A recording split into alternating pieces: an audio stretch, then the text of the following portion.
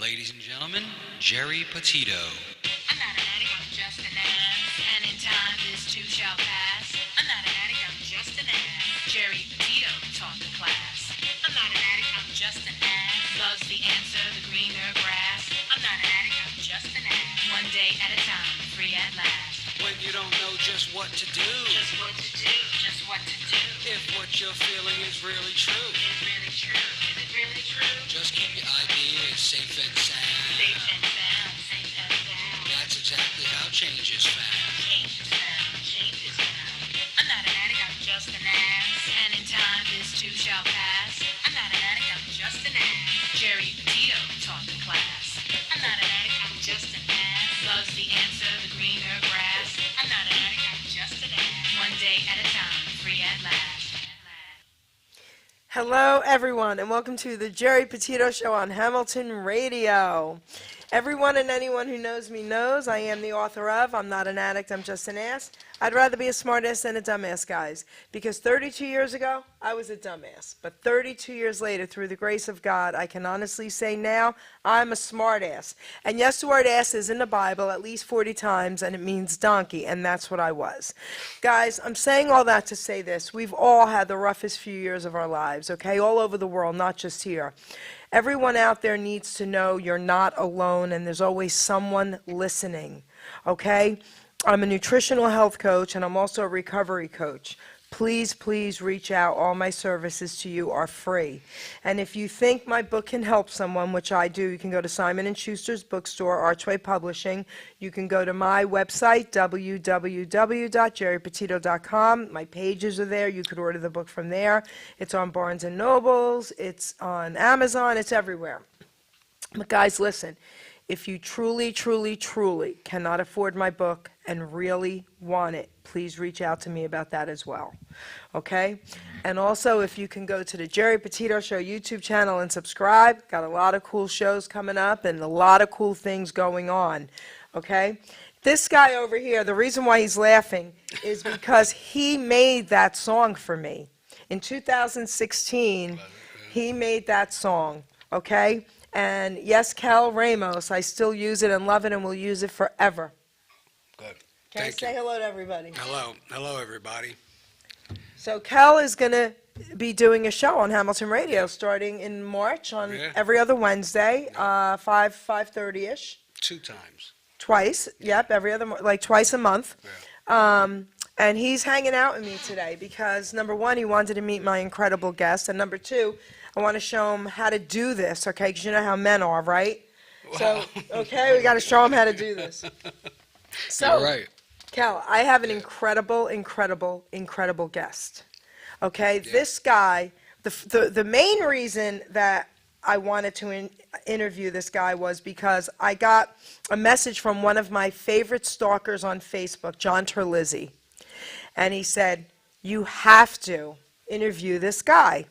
And he said he's an Elvis fan. I said, he's in. That's all I had to hear, okay? He's in. So, but when I read your bio and everything that you have done and accomplished, I was blown away. So everyone, I want to introduce to you Dave Crimmen. Say hello to the world. Hey gang, how you doing today, Jerry? Cal, thank Hey. you for having me on the show today. Thank you. Yes, thank you. So John did call me. He's hoping to call in to my cell phone at least to say hello to you, okay? So John, anytime, you can call in. We'd love to hear you. But before I start asking you some questions and have you do, is there anything you would like to ask this gentleman? Well, I was going to ask him about some of the songs that you put in TV shows and stuff like that. That was very interesting. A few years ago, I cut a co-publishing deal Right. for 4 of my songs with Master Source Publishing.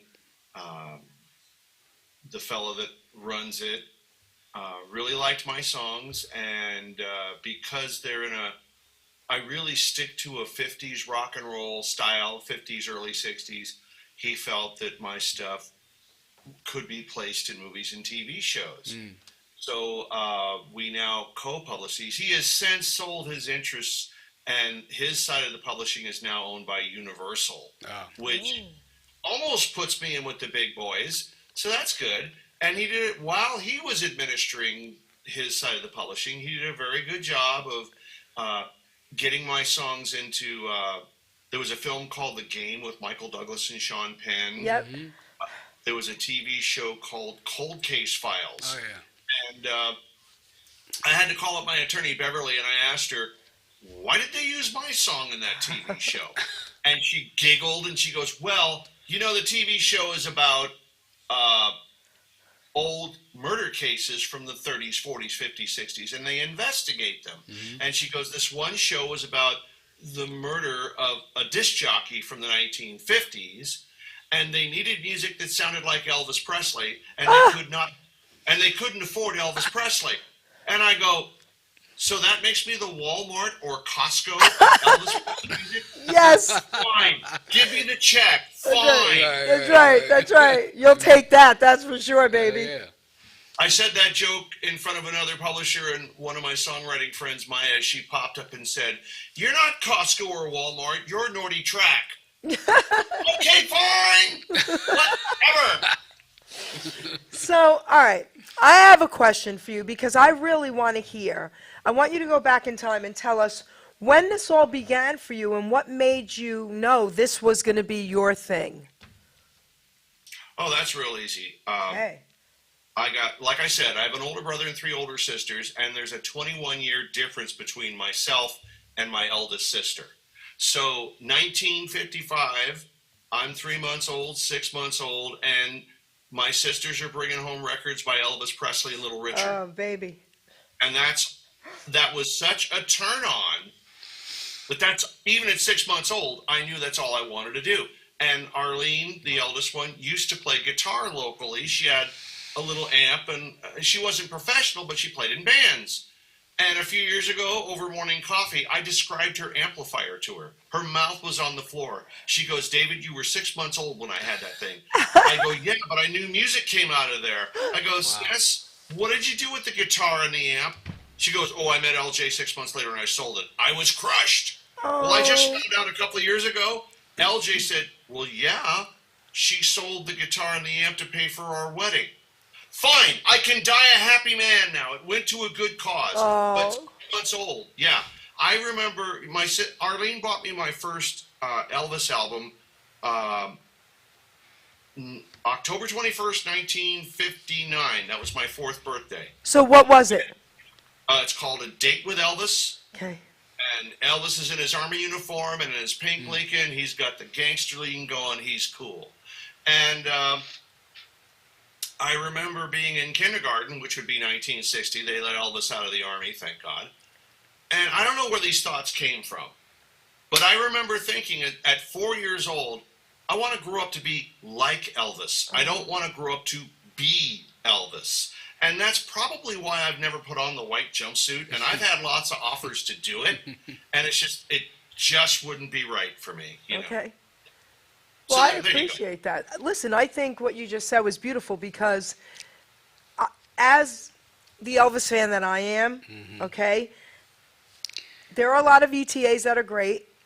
There are a lot that I don't think so. And then there are some that I've actually told off, making fun of the heavy Elvis, like stop. Okay? So I appreciate what you just said about not wanting to put the jumpsuit on, you know? So let me ask you this. How do I even ask this? All right, so the Elvis movie. Did you see it? Oh, you mean the one that came out last year? Yes. Yes, I did. Okay, so I did a show on it with another ETA and I and someone else in the background. We are 3 of the biggest Elvis fans, so we know a lot, and we knew there was a lot of lies in this movie. I even called the president of Graceland, Jack Soden, and Damn. discussed it with him. Oh, yeah. Yeah. And what did you think of the movie? Okay, here's a nice little story. I was at the Durango Songwriters Conference in Denver last October. and Tommy Jackson, who's very big in music publishing. We were in a little room, about 35, 40 other songwriters, recording artists, whatever, and we're pitching our stuff to publishers, and Tommy was running the whole thing. And before we got to my songs, I'm in the hot seat, and he says, "Okay, Elvis," that's his nickname for me. Okay. He goes, "What did you think of the movie?" That's a very dangerous question for me, because the guys in my band refer to me as the encyclopedia of rock and roll. Yes. I don't know why, but I am always been fascinated. Who did this? Who did that? What did it? What it did? Blah, blah, blah. So it just came out of my mouth before it went right past my brain. He said, "What did you think of the movie?" I said, "For all the dates, facts, and figures they got wrong, Yes. they actually got the story right, and that in and of itself is a miracle." And everybody's mouths was on the floor. I go, maybe we should listen to my songs now. So So I'm not putting them down. They did a great job. A lot of the fabrications or stretching of truths is part of the format of telling a story in a movie. It was a biopic, not a biography. If it was a biography, they'd get all the dates and facts and timeline correct. But people don't go to see biographies, they go to see biopics. So that's part of what they had to do. I will just say, anybody out there, find me a YouTube video of an interview with Colonel Parker. You will find out he did not have a Dutch accent. That's as far as I will go. Okay, so I want to say something to you. I agree with almost everything you said except for the part about the bio with Elvis. Anyone who went to see this movie wanted to see what was true. They weren't going to see fabrication about Elvis, okay? I had to go twice. I went twice in the same week, because the first time I was with a group of a bunch of people that had to see the movie with me. I cried the whole time because there were so many lies. And three things really hurt me about this movie. And then I want to ask you something, your thoughts on something. One of them was, we were always told Elvis Presley was drafted into the Army, and Colonel Parker tried to get him out of it. Elvis said, "Absolutely not. I want to go, and I want to serve." And he said, "Well, how about if we get you to do concerts, and then you'll have some, special treatment?" "Absolutely not. I don't want any special treatment." Wow. In this movie, do you know what they said? Elvis Presley was going to jail for 2 or 3 years for shaking on stage, and the colonel got him out of going to jail, so that's why he went into the service. So, I want to ask you a question, because after speaking to Jack Soden, and I've interviewed Elvis Presley's nurse, Marion, and she's still alive, and wrote a book about him, and I just talked to her I was talking on my way to the movie, on my way back. Okay.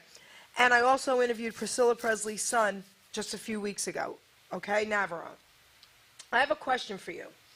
Do you think it's possible that maybe we were lied to years ago, and the truth came out in this movie, especially about the draft?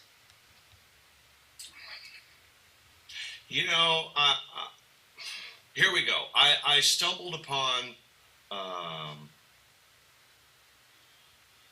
some interviews a few years ago. I don't have copies of them. But do you know there was actually a debate in the United States Congress to rescind Elvis Presley being drafted? And the argument was, we are killing ourselves by cutting ourselves off from income tax dollars from a man that makes hundreds of thousands of dollars a week, and we're going to put him into the Army as a private making $83 a month. Pretty logical thinking there. This is craziness. Yeah, so I don't know. It was 1958. I know from what I've observed, I don't know. I can't say it's subjecture, but I don't think Colonel Parker had anything to do with him being drafted, though he was a brilliant manager, and he turned it into a very good thing eventually for Elvis, because during that 2-year period, Chuck Berry goes to prison, right. Buddy Holly, the Big Bopper, right. and Richie Valens die. Right. Little Richard leaves rock and roll for the seminary. It was hard times for the original class of rock and rollers, and that's when pardon me, I don't mean to sound racial, but that's when the white boys came in. Frankie Avalon, Fabian, Bobby Rydell. To quote Jerry Lee Lewis, I woke up one morning and the whole top 5 was Bobbies. There was a Bobby V and a Bobby Fit and a Bobby this and a Bobby that. He's right. And so part of that was the political pendulum swinging back to being conservative. And when Elvis got out of the Army, all of a sudden, he's cut off his sideburns. He's had a respectable service record for 2 years. And they turned that into a marketing campaign that Elvis has been cleaned up. And voila, he's back in the top 10 with 6 or 8 consecutive #1 singles, Grammy Award nominations. And so the whole saying, when life gives you lemons, make lemonade, Colonel Parker did that Yes. at that time. I agree. The only thing that was so stupid to me was he's singing a song on stage and they've got the date. That song didn't even come out yet. Like, that to me is nonsense. Listen, if I go see a movie, just tell me the truth. I'm not talking about storylines. I'm talking about dates. Why are you lying about the date the song came out? Like, to me, this is nonsense. So that's why I'm just like, I don't know my thoughts about this movie.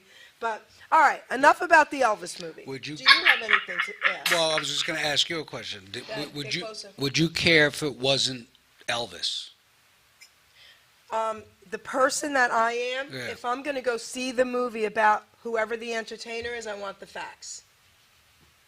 Sometimes the facts aren't as But isn't that entertaining. stupid? No, wait. Yeah. What difference does it make about the date of a song? Is that going to entertain you, or they just lied to you? No. The song came out in 1961. No, it didn't. It came out in 1962 or whatever the case. Isn't that important? Why would they lie about a date of a song? They do that in movies, though. Yeah, I don't like that. They do that a lot. Stupid. Every time, actually. Every movie. It's so stupid. When you consider that they have, quote, experts that do all this research and they're getting paid hundreds of thousands of dollars, and they're stating that If I Can Dream, which came out in 1968, Thank you. was actually recorded in 1956. Thank you. I'm sorry, that's just not right. It's these not guys right. get paid a lot of money for this, and Yes. they should get the facts and figures right. Well, I think, too, though, it's for people who aren't Elvis fans, too. Okay, but listen. Yeah. I get that to a point, but Yeah. every single person that went to see that movie was interested in knowing the truth about Elvis. There was not one person that I've talked to, and I've talked to 100 people since that movie. I talked to 2 people, young people, that said they became an Elvis fan after they saw the movie, and the reason they went to see it was because they wanted to know about Elvis. Yeah. So that's why people want the truth. Well, not every single statistic, but I get Right. it. I You get get what it? you're saying. Yeah. All right, Well, so if they now- turn into real fans, which they probably will, and they really care, Right. then they're going to do the research on their Exactly, own. 100%. And, Yeah. and they'll find out sooner or later. I've had so many young people, including a niece and a nephew, who came up to me after seeing the movie and they said, I never realized Elvis Presley was so involved with the black community. I love Yeah, that part. it That was. part about it That was part- amazing. Yeah. That's where his heart and soul was. That's yeah. where his You're right. music came from, was Yes. from Southern black gospel music. Yes. And so here's a specific point where when I say they got all these facts and figures wrong, but they got the story right. Yeah. That is a That very was beautiful. important part. Thank Yeah. God. That was one of the biggest things that influenced Yep. my music was my parents were older when they had my brother and myself. My dad was retiring when I was a sophomore in high school. This is 1970. And we had to go down to Augusta, Georgia, and Langley, South Carolina, because my daddy did not have a birth certificate.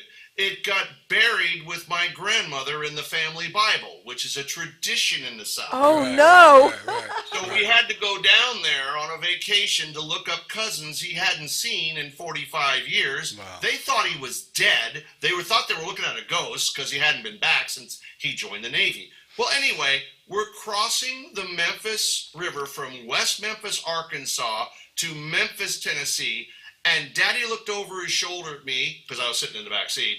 He goes, boy, you got a choice. We can go to Graceland or we can go down to Tupelo where he was born. What do you want?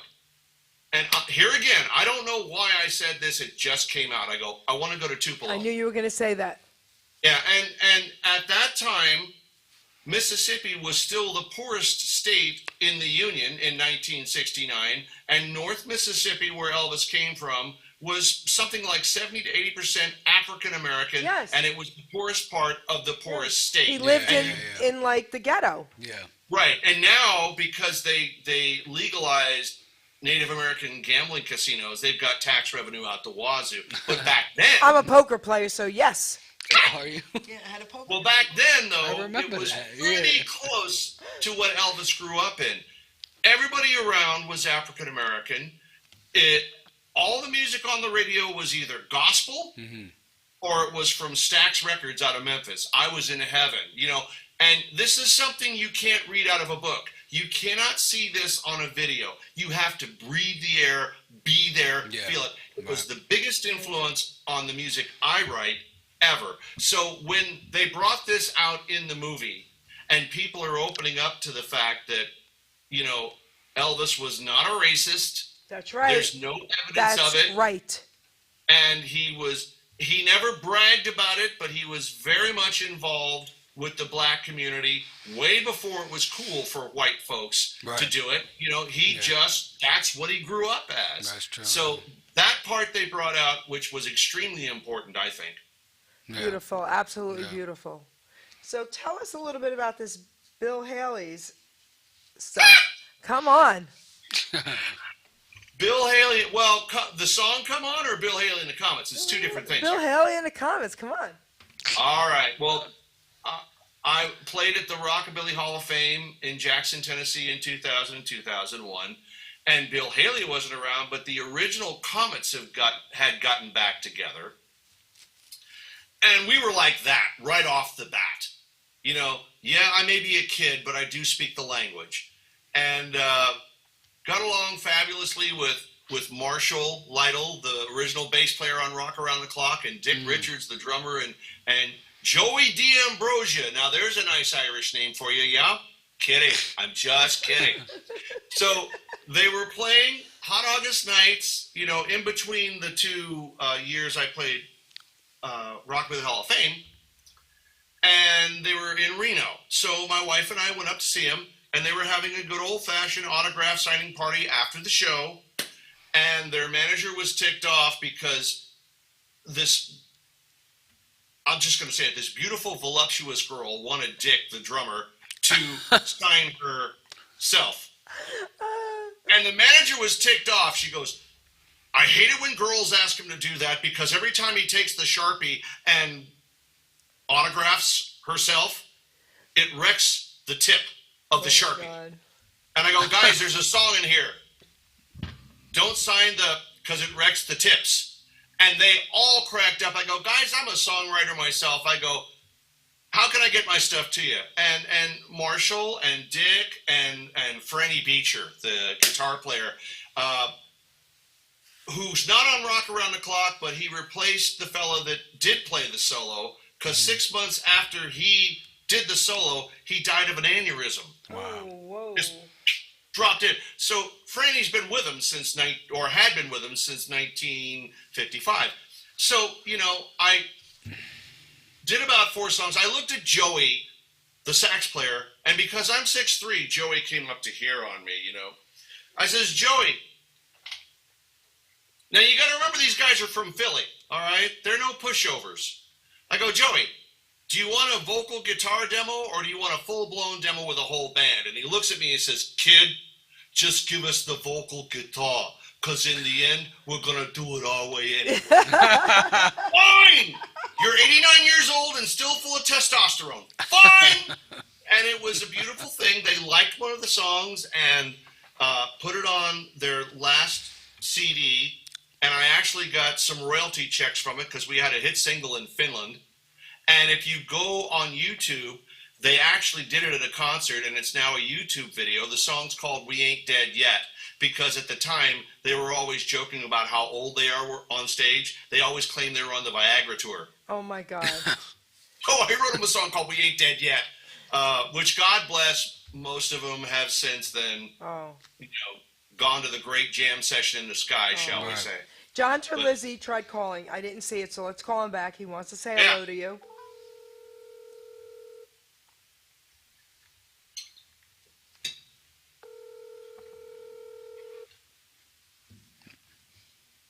Pick up, stalker. Pick up, pick up. He called me this morning just to make sure that I knew. Hey, he was gonna say call. hello.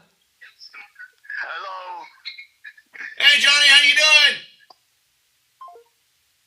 Okay, Johnny's having tech issues. So, oh wait, here we go. All right, go ahead. You good, John? Okay. There you go. That's better. Telling Jerry. Go ahead, John. Yeah.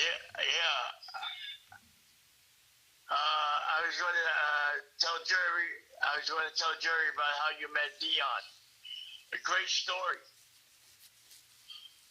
Okay, so now, Dion. There you go. Here again, Dion was playing Hot August Nights in Reno. This is a thing they have every year where it's like car shows everywhere and they bring entertainers and la la la.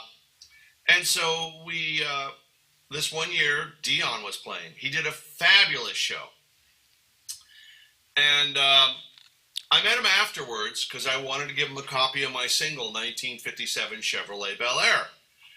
He says, "Yo, kid," he's from the Bronx. He talks like that. "Yo, kid," because on the pictured sleeve, there's me standing in front of a 57 Bel Air, a turquoise one, which I love. But I have a guitar that's in the shape of the fin of a 57 Bel Air. So I got the guitar. I'm in front of the car. He goes, "Yo, kid, is that your car?" I says, "No, that's my friend's car."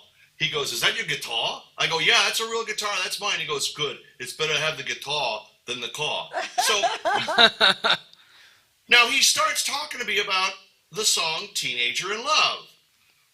And right when he's telling me the story, a turquoise blue 57 Bel Air drives by. Get I'm out. in heaven. I'm talking to God, Dion, and my favorite car goes by. He says, "Yo, kid, when I wrote the song, it was in the backseat of a car, just like that." Oh my Well, I had to gosh. bite my lip. Dion's from the Bronx. To him, it's a car. My mom's from Boston. To her, it's a cat. So I'm biting my lip. I love it. And I wanted to ask him, what were you doing in the backseat of the car and who were you doing it with? But no, we're talking to God. This is God. Don't say anything. John, say goodbye. Say what you want to say, and then we're going to play one of his songs, okay? John? All right, he's listening. All right, we love you, John. Love you, John. Thank you. Yeah. All right, so he's awesome. So now, let's play one of the songs. Yes.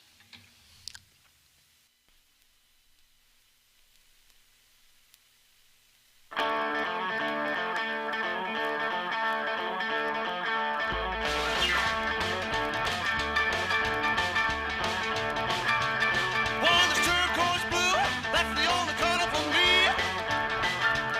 Shining chrome everywhere, so everybody can see. When I drive down the road, folks will stop and stare. I'll be passing them by with the wind in my hair in my 1957 Chevrolet Bel Air.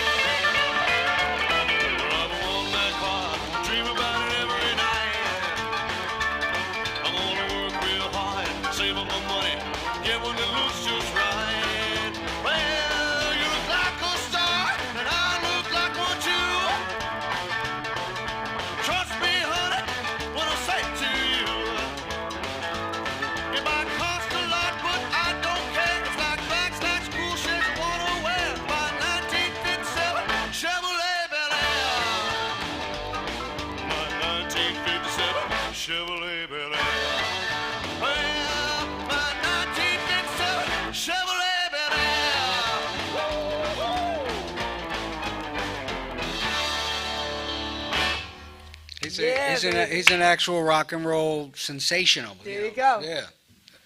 Thanks, guys. Thank Yeah. you for playing that. I just discovered about a year ago, one of the guys that works in one of the senior homes that I play. He says, "That song of yours about the Chevy." I go, "Yeah, 57 Bel Air Chevy." He goes, "Do you know you have 29,000 streams on Spotify on that song right now?" Wow. I go, "What?" I had a Spotify account, but I hadn't been perusing it or learning to navigate it. I have since. Now it's almost 45,000, and there was not one penny on promotion. It turns out I have a lot of fans in Norway, Sweden, and Finland, and they're paying the record. Yeah, sure, you betcha. So, hey, right on to those folks. Thank you for doing that, and I will tour there, but only in the summer. Homie, don't do cold. I went there years ago with my dad, and my daughter loved it. It was amazing, and it was warm. It was very nice. You got to do Thank you. it. You got to do it.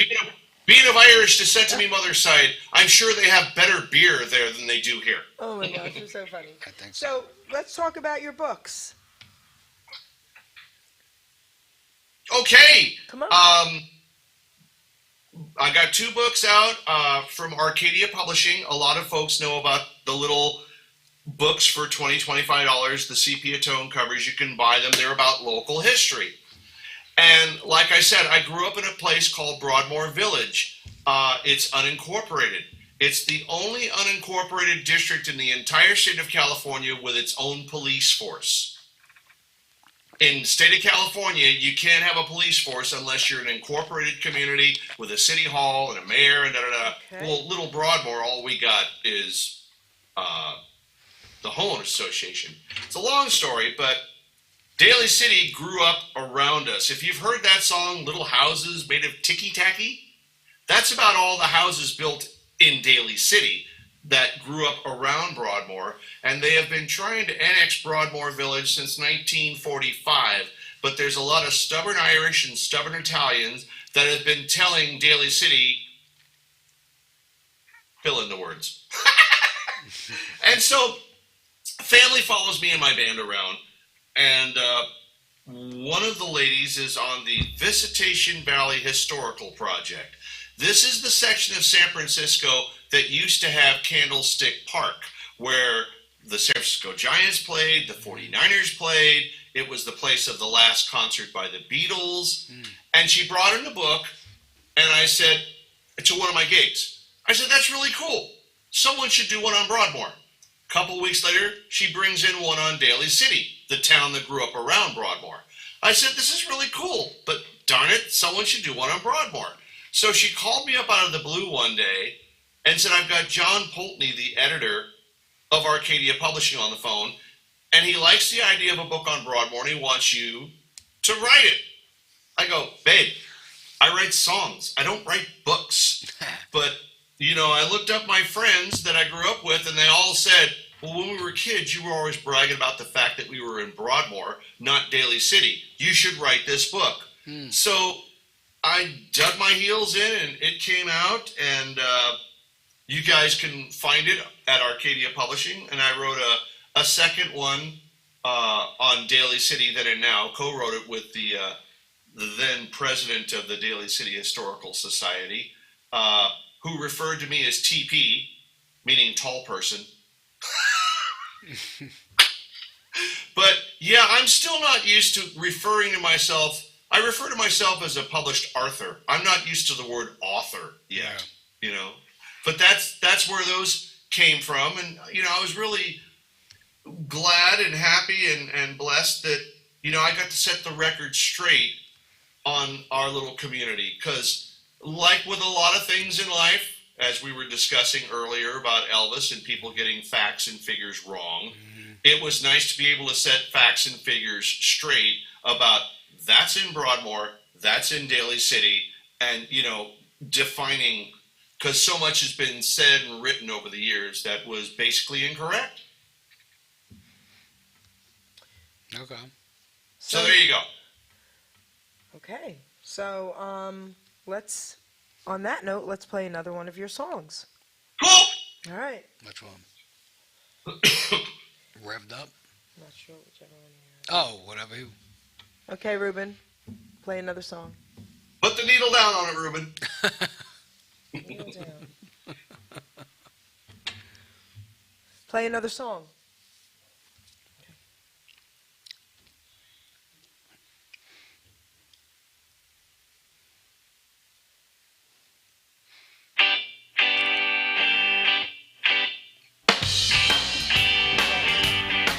Well, you're looking mighty fine, baby. It's plain to see that I could go for you, and I know you could go for me. Well, a girl like you is just what I need. Been in jail too long, and my heart needs to be free. Come on, come on, come on, come on. Stop living in the past. Yesterday's gone. Come on, come on, come on, come on. It'll feel so right. Can't be wrong. Come on, come on, come on. Baby, come on, come on, come on, come on. You've been left behind, and I've been cast aside too. We could cry forever, but this is what I'd rather do. Pick up the pieces of our broken hearts. Make time for us, baby. Time to make a new start.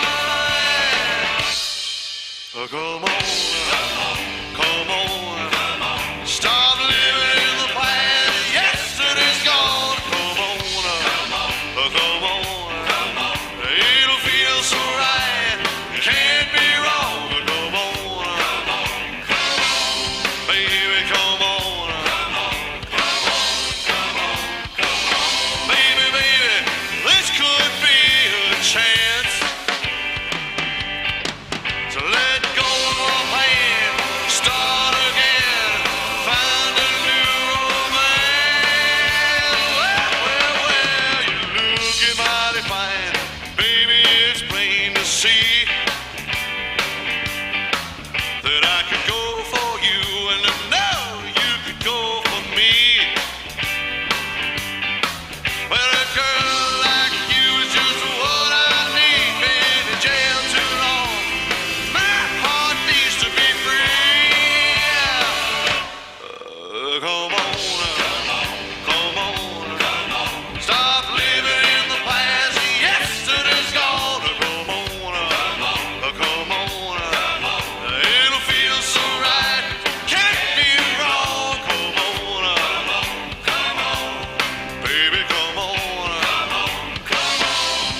Baby, come on. Well, baby, come on.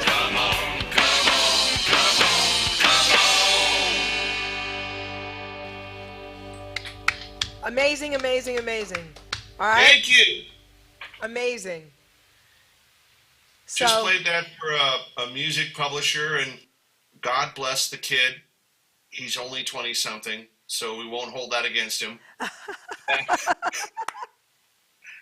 After he heard the song, he was floored, and he goes, "Is that a barbershop quartet singing with you?" I go, "No, that's the Jordanaires. They sang back up to Brenda Lee, Patsy Cline, Ricky Nelson, and who was that And- fellow from Memphis with the sideburns? Can't remember his name. They just did a movie about it." okay, yes, come on.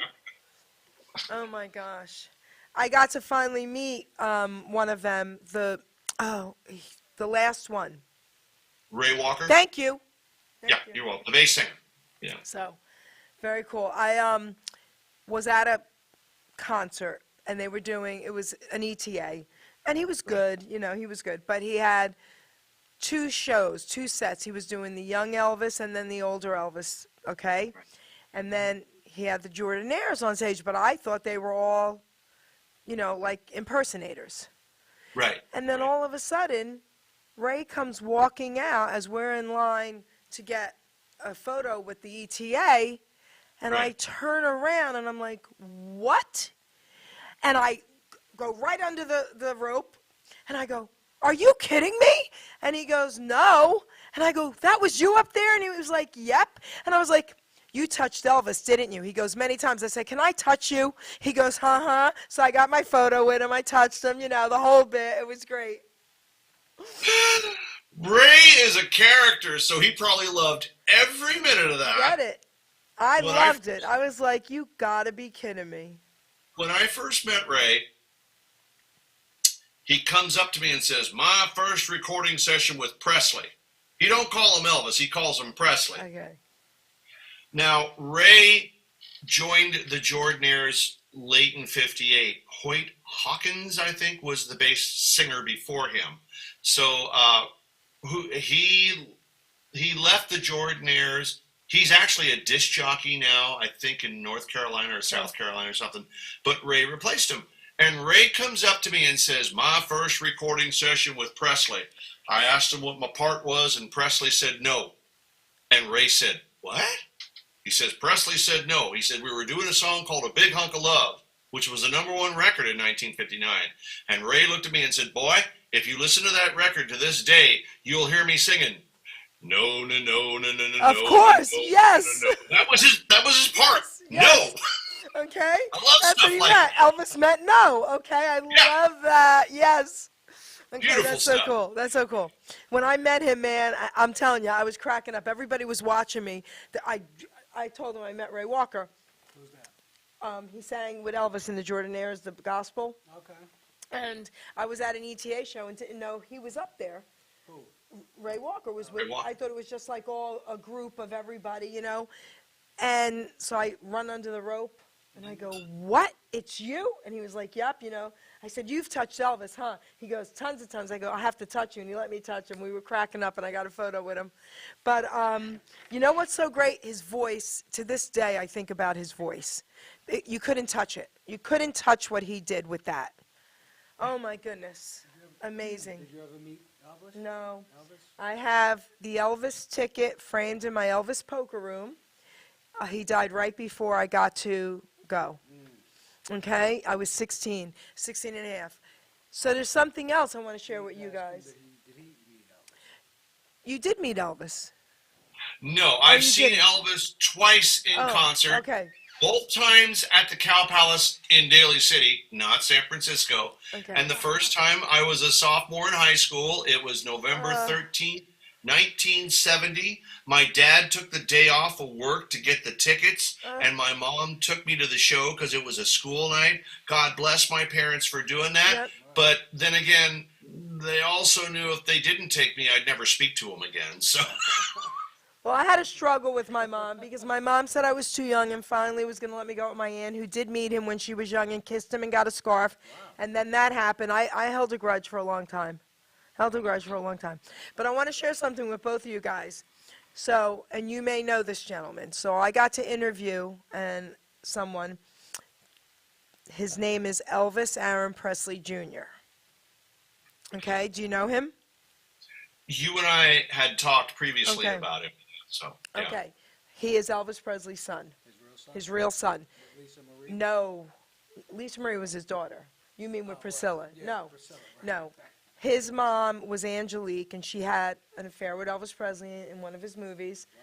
So, anyway, long story short, I got proof, court documents, because I was worried about doing the interview. I knew about him for years, but who knew? You know what I mean?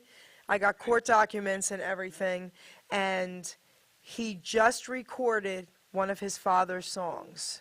Like, I forget, I got to find out everything about what just happened with this one song. He was asked to do something incredible, and he did it. Musician again? He was a singer. He sounds just like his father. Really? Amazing. He's my age. But that was amazing, absolutely amazing. So what else do you want to tell us about your career, sir? Sir, I got promoted. There you I like go. this. Is there a pay raise with this? Go. Well, I think we're going to play the new single that just dropped on Valentine's Day, which is Revved Up. And what's been going on is a lot of people in the last 2 years have been showing interest in using my songs in TV shows and movies again. So, So cool. I've always maintained that with any of my recordings, they've got to look like something and sound like something off of a major label. I'm not on RCA or Sony or any of that stuff. So I, spent a lot of money and a lot of time and effort making sure this is done. Well, recently, in the last couple of years, at one of the songwriters conferences, one of the publishers pointed out to me about the mix. Well, Bill Romanowski, who's got Grammy Awards for mixing and mastering, did these originally, but it was 15, 20, 25 years ago. People are listening on different media nowadays. This is why every now and then you'll see Hound Dog re-released and it's been remastered. They've got to remaster it like every 2 to 5 years because people are listening with different stuff in different ears. So that's what I've been doing for the last 2 years. And so a lot of these songs now are going to be re-released. It's the same performance, but it's just we dusted it off a little bit. So Revved Up, which was originally released as a vinyl 45 RPM record in 2001, just dropped 2 or 3 days ago on Spotify and iTunes. So as I've been telling everybody, go out there, download it, stream it, play it loud. Oh my gosh. So I guess that means we're ready for Revved Up.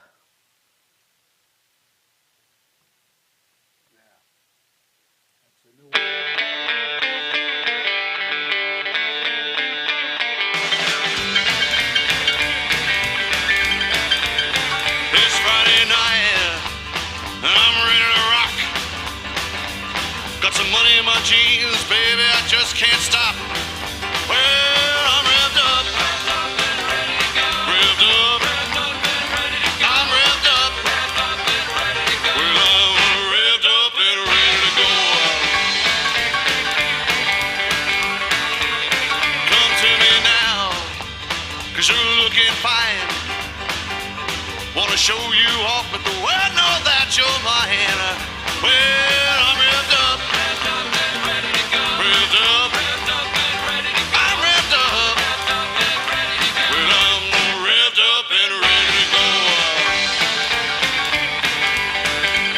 I'll play a song.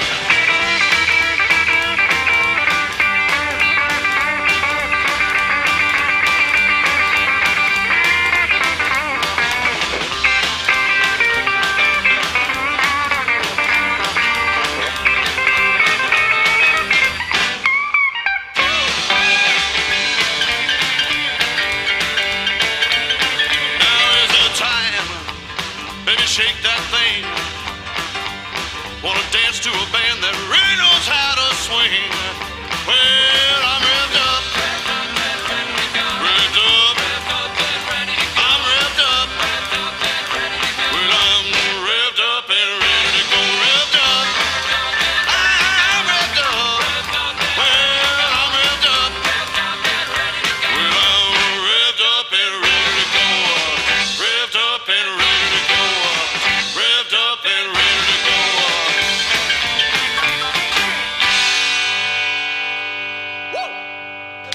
Amazing. Yeah. So listen, you're incredible. So this guy's loving you and he's digging it. And then he has the nerve to say to me, I really wasn't an Elvis fan. I said, yeah, I can't talk to you anymore. I'm telling Dave. He was too old. I didn't know anything about He Elvis. was too old. What? No, not old, but whatever he was. Yeah. It never fails that managers and booking agents and publishers, when they've never seen me or heard me before, they always ask, what kind of music do you play? And my standard answer is, quote, it's not about the music, baby. It's about the hair. It's about the hair. You know what I mean? But you're making him an Elvis fan. You're making him one. A lot of times in these, songwriting things, there's publishers from Nashville. Yeah.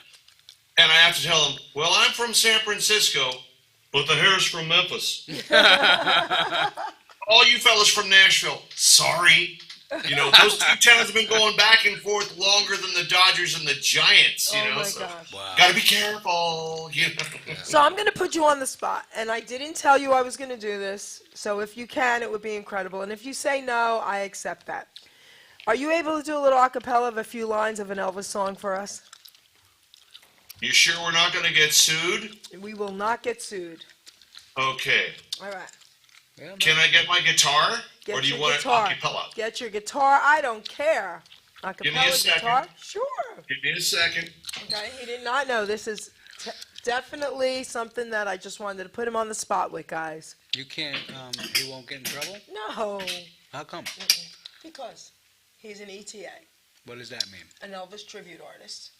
Ah, Okay. Actually, I've got friends that are ETAs, and a couple of Yeah. them have hired me because I play guitar like Scotty Moore, James Burton, and Hank Garland. All of them played like Elvis, or played with Elvis. And my band, when we cover an Elvis song, we really get down to it's got to be the same key, same beats per minute. I do my best to sound like Scotty Moore. The guys do their best to sound like the Jordanaires. And people keep coming back who are not musicians. And they go, wow, you sound really authentic. That's the word that keeps coming up. Right. And it's now coming up with my original music.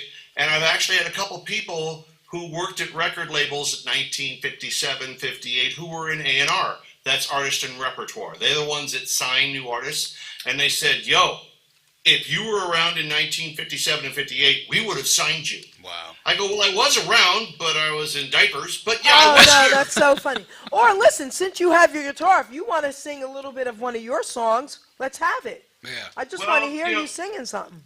First off, this is Johnny. This Hi, is Johnny.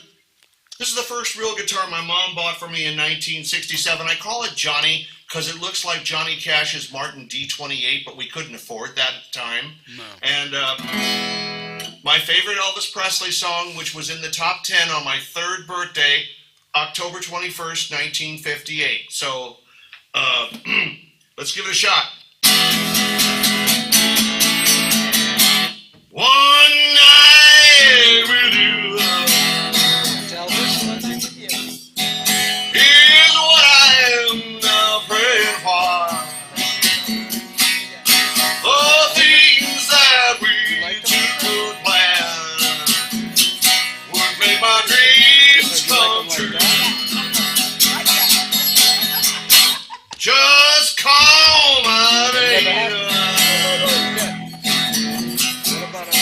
and I'll be right by your side. I want your sweet helping hand. My love's too strong to hide.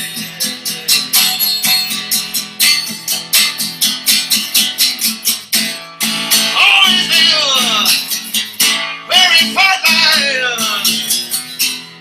I never did no wrong. Now I know life without you been too lonely, too long. One night. Here's what I am now praying for. Can you see us with that? The things that we two could plan would make my dreams come true. Yeah, you butt naked. Always been very quiet. I ain't never did no wrong. Now I know life without you has been too lonely, too long. One night with you. Here's what I'm now praying for. The things that we two could plan would make my dreams come true. All right, That's my baby. favorite one. Yeah. Okay, so that's one of. All right, so everybody says to me, "Do you have any favorite Elvis songs?" It's impossible Yeah. for me. I have categories. Okay, categories. So the sexiest songs Elvis sang, of course, the one you just sang. Okay, and what? Wait, you want to say something else? Oh, okay. And you know, people say to me all the time, well, how do you not just have one or two favorites? Because it's Elvis. It's impossible. So I just said to this guy, I said, imagine one night with Elvis. He goes, oh, you liked him that way too? I go, what is wrong with you? There's not a woman or a gay man that didn't like Elvis that way. Really? It's a girl thing. It's okay. I was, my older sister Arlene was over, and I'm now at this point in my 30s, and we were at Mom's house, and I put on the video of the Singer Presents Elvis TV special. Okay. It was not called the Comeback Special in 1968. Thank you very much. Thank you very much. Singer Presents Elvis. So Sis and I are sitting there, and she's got a glass of wine, and we're watching the part where he's in those leather pants. And Sis's eyes are glued to the TV. Heck yeah, baby. And she literally goes like this. I love those pants because they show every muscle. Sis! I know you're my sister, and I know you got 3 kids, but sis! And it's It was a Elvis. reality check. And it's Elvis, honey. Yeah. It's a reality check. It's okay. So, we still have a few more minutes left. What else would you like to tell everyone listening? I don't want you to get off thinking, I forgot to talk about this. We have time. What else would you like to talk about with your career?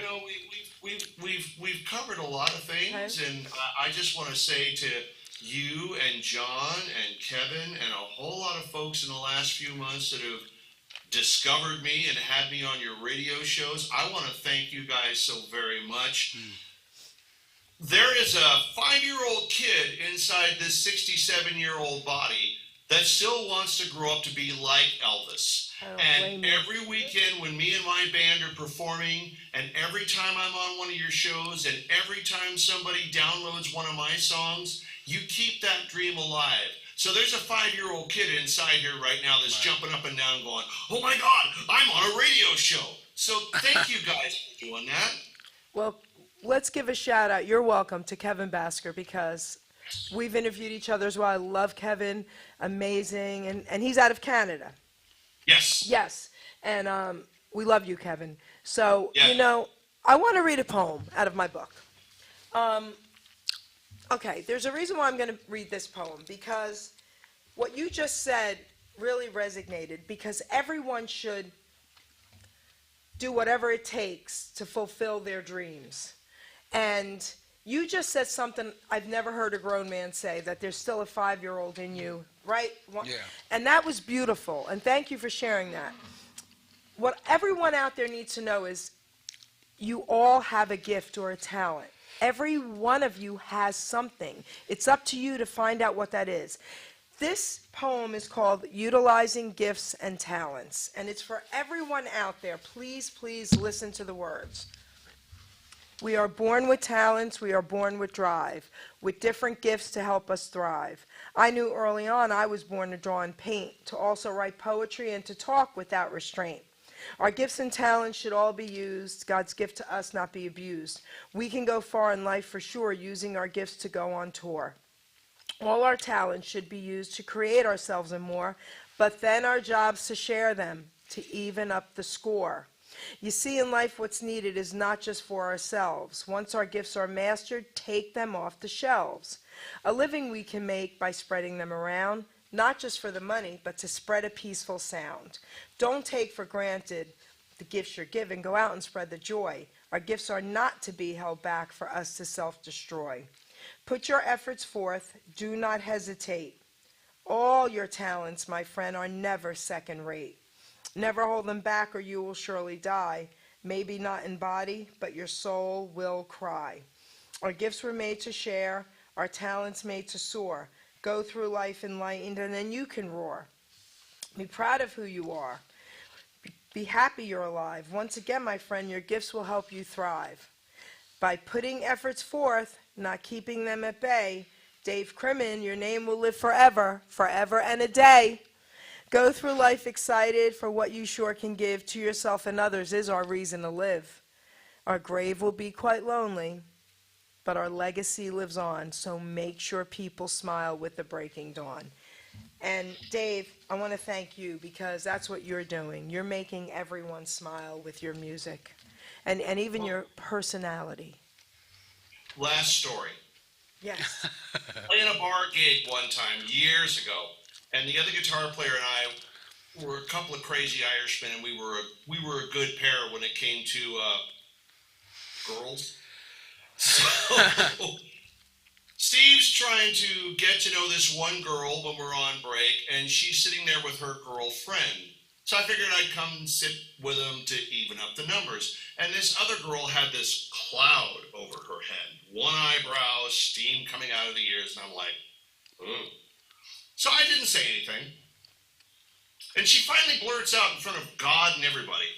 She goes, quote, "Guitar players, you're all alike. You make love to your guitar for 4 hours a night, and then you go home and you're too tired to do anything else." Okay. And I looked at her and says, "Well, I've never had any complaints, at least not from my guitar." And I got up and walked away. So I was married to a drummer. Okay. So let's just say I'll leave it at that. That's it? That's it. That's it. That's it. Listen, Give us a little juice. Dave, I want to thank you so much. This was an amazing, amazing interview. Yeah, And I had a blast. What about you, Kel? that was great. Yeah. You guys were awesome. Yeah. Maybe in another 6 months or so, when I have a couple other records out, we can, regroup, rejoin, and maybe I'll come to visit y'all in Jersey and Pennsylvania, all that. I've never been to that part of the country before, and I've got a lot of family out there. Like I said, my dad is from Augusta, Georgia, but my mom was from Boston, Massachusetts. So there's probably a lot of second and third cousins out there that look just like me that are walking around with the name Crimmen. That's a pretty scary thought. You're awesome. And if you ever do come, please, please, please let me know because I would love to meet you and hug you and just hang out with you. Now right there, that's worth a shot of tequila and a beer. Here you I'm go, there. baby. Here you go. Everybody, please, please share this show. Amazing, amazing. Thank you, everyone, for listening. All right, Ruben, take us out. Woohoo!